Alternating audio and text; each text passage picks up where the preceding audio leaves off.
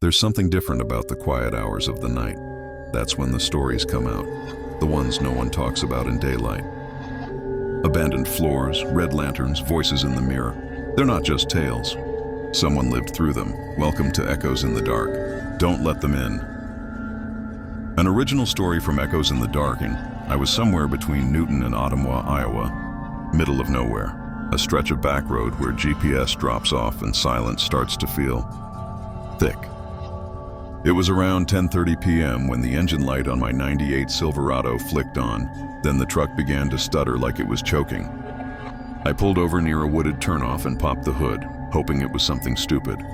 But the radiator was steaming like a demon's breath. No cell signal. The only sounds were the hiss of my engine and cicadas screaming in the trees. I stood there for maybe 10 minutes trying to cool it off. That's when I noticed something strange. The night had gone quiet. No insects, no wind, just a stillness that felt unnatural. Then, knock, knock, knock, I jumped. The sound came from my passenger side window. I turned slowly. 2 kids stood there. A boy and a girl, maybe 8 to 10 years old, pale too pale. Their clothes looked wrong, like they'd been yanked out of a Sunday school photo from the 60s. The girl wore a dress with lace trim. The boy had on slacks, a tucked-in shirt and suspenders. Their hair was neat, faces blank, and their eyes completely black. Not like a dark iris, I mean pitch, like polished obsidian. No whites, no shine, just endless, soulless voids. "Can we come in?" the boy asked. His voice was hollow, measured. Not like a scared kid, like something pretending to be a scared kid. I froze. Every hair on my body stood up. I didn't even realize my hand was trembling until I saw it hovering near the lock switch. "We're cold," the girl said, "and we're lost." But her voice didn't match her expression. She was smiling. I cracked the window an inch. "Where are your parents?"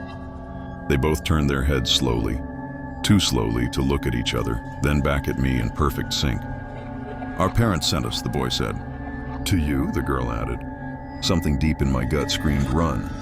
Not just fear, instinct, primal.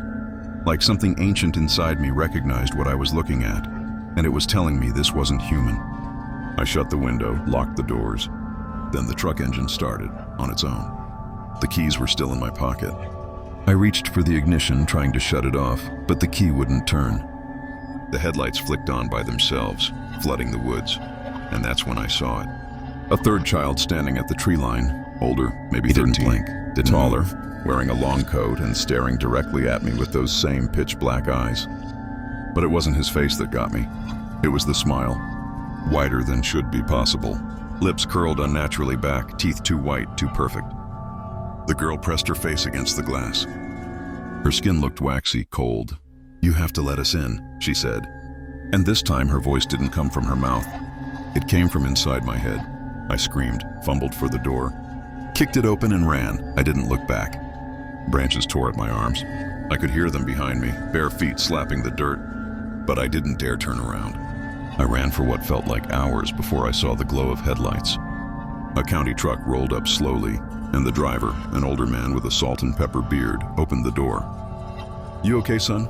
I couldn't answer. I just nodded and climbed in. Back at the roadside, the Silverado was gone.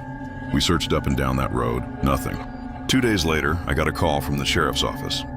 They found my truck, miles away, parked neatly outside a cemetery in Mahaska County. The doors were locked, keys still inside. Full tank of gas, no damage, no prints. They asked if I had a history of sleepwalking. I didn't answer, but I've moved since then. Changed numbers, I keep lights on at night. And I don't drive after sunset anymore. Because sometimes, just sometimes, I see those same kids standing at the edge of the tree line. Waiting, watching. They haven't tried to come back, not yet. But I know the rules now. Whatever you do, don't let them in. If you made it this far, then maybe you're not like the others. Maybe you're meant to hear these things, to remember them. But be careful. Stories have a way of following people home. Subscribe if you want more, or don't. Either way, we'll be waiting for you in the dark. Echoes in the Dark.